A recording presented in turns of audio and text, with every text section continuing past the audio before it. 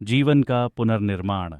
3 जनवरी 1943 को कैलिफोर्निया के हॉलीवुड शहर में स्थित सेल्फ रियलाइजेशन फेलोशिप मंदिर में दिया गया प्रवचन। आज के प्रवचन का विषय बहुत ही महत्वपूर्ण है। आज आप यहाँ जो कुछ भी सुनने वाले हैं उसे जहाँ तक हो सके याद रखने का और अपने जीवन में उतारने का निरंतर प्रयास करें। प्राय होता ये है कि थोड़े समय के लिए लोग अत्यधिक प्रेरित हो जाते हैं और जल्दी ही जो कुछ सुना था वह सब भूल जाते हैं। इसीलिए मैं प्राय पुनरावृत्ति का प्रयोग करता हूँ, क्योंकि मानवीय चेतना की कठोर परतों को भेद कर किसी सत्य को अंदर उतारने के लिए उसे बार बार दोहराना आवश्यक होता है। इस प्रकार बार बार सुनने से वह मनुष्य के विचारों में घुल मिल जाता है। किसी प्रवचन को केवल सुनने में और उसमें निहित सत्यों को अपने जीवन में उतारने में बहुत अंतर है। मेरे गुरु स्वामी श्री युक्तेश्वर गिरी ने मुझसे जो जो कहा वह सब मैंने अपने जीवन में उतारा। यह उनकी शिक्षा का ही परिणाम है कि मैंने हमेशा ही अपनी आध्यात्मिक प्रधानताओं को सर्वोपरि रखा। मैं 3 बातों में कभी नहीं चूकता: सुबह और रात का ध्यान, मेरे व्यायाम और जन सेवा। ये मैं हर हाल में करता ही हूँ। अन्य कम महत्व के कार्यों को किसी भी तरह निपटा लेता हूँ। ईश्वर की चेतना में जीते हुए अब मैं देखता हूँ कि कई चीज़ें जो कभी मुझे अत्यावश्यक प्रतीत होती थीं अब अनावश्यक लगती हैं। कल रात मुझे नींद की कोई आवश्यकता ही महसूस नहीं हुई, क्योंकि ईश्वर का बोध मेरी चेतना में बहुत प्रबल था। कभी कभार मैं अपने शरीर को निद्रावस्था में देखता था, परंतु वह अर्धचेतन निद्रा समाधि स्थिति शीघ्र ही हट जाती थी और मेरा मन एवं शरीर पुनः ईश्वर की चेतना से भर जाते थे। ये बातें मैं आपको अपने प्रत्यक्ष अनुभव से बता रहा हूँ। किसी दिन यह सब आप भी अनुभव करेंगे। जिस ईश्वर को मैं अपने अंदर अनुभव करता हूँ उसी के माध्यम से अपने भीतर विद्यमान ईश्वरीय प्रकाश को उन लोगों में संचारित करना मेरे लिए संभव होता है जो अपने मन के तार मुझसे मिलाए रखते हैं। मैं अपनी नहीं बल्कि उसकी स्तुति कर रहा हूँ जो मेरे भीतर है। जिस प्रकार कोई धनवान मनुष्य अपनी योग्य संतानों को अपना धन दे सकता है, उसी प्रकार आध्यात्मिक संपदा से युक्त पुरुष भी उन शिष्यों को अपनी संपदा दे सकता है जो उसके उदाहरण का अनुसरण करते हैं। सभी सच्चे महान संत ये कर सकते हैं।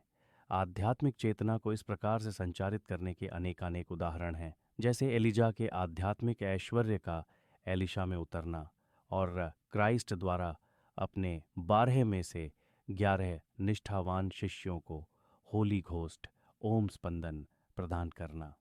आध्यात्मिक पथ पर यूं तो बहुत लोग आते हैं, परंतु जो अंत तक स्थिरता एवं दृढ़ता के साथ उस पर टिके रहेंगे वे ही ईश्वर के स्वर्ग में प्रवेश कर पाएंगे। सच्चे भक्त जो जान लेते हैं कि इस संसार के अंधियारे मार्ग केवल निराशा की ओर ही ले जाते हैं, ईश्वर प्राप्ति के लिए दृढ़ता के साथ साधना करते हैं तथा ईश्वर में कभी संदेह नहीं करते। ईश्वर उत्तर देते हैं या नहीं इसका कोई महत्व नहीं होता। भक्त अपने अंतःकरण में कहता है, प्रभु आप जानते हैं कि मैं आपकी ओर पढ़ रहा हूँ, इसीलिए आप उत्तर देते हैं या नहीं इस बात की मुझे कोई चिंता नहीं है। आपका उत्तर पाने के योग्य न होते हुए भी मैं जानता हूँ कि जब समय आएगा तब आप मुझे उत्तर दिए बिना नहीं रह सकते। जैसे ही ईश्वर को यह विश्वास हो जाता है कि आप सचमुच उसे ही चाहते हैं और चाहे कुछ भी हो जाए आप उससे विमुख नहीं होंगे, वैसे ही वह आपको आपके गुरु के माध्यम से अंतिम ज्ञान या ब्रह्म ज्ञान प्रदान करते हैं। गुरु अपने में प्रज्वलित ईश्वर के प्रकाश को आप में संचारित कर देता है। शायद आपने सोचा होगा ऐसा परम भाग्य आपको कभी नहीं मिल पाएगा। ये परमोच्च अनुभव मुझे अपने गुरु से मिला था।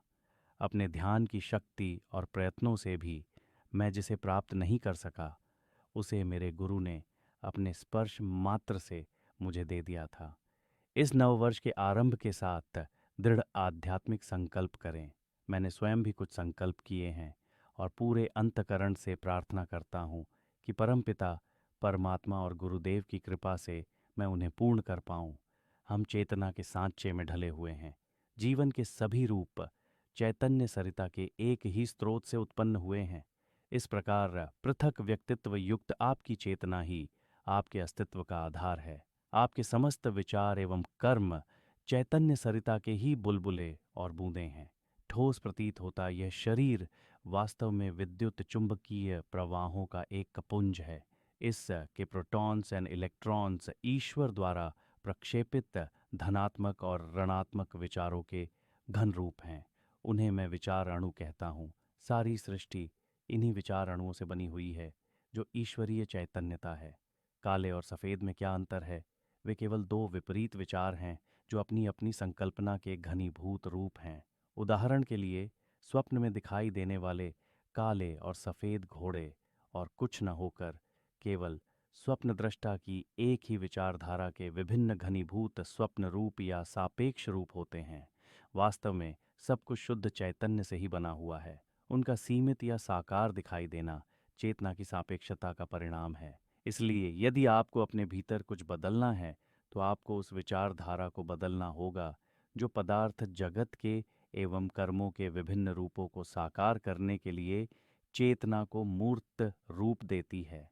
एकमात्र यही तरीका है अपने जीवन का पुनर्निर्माण करने का।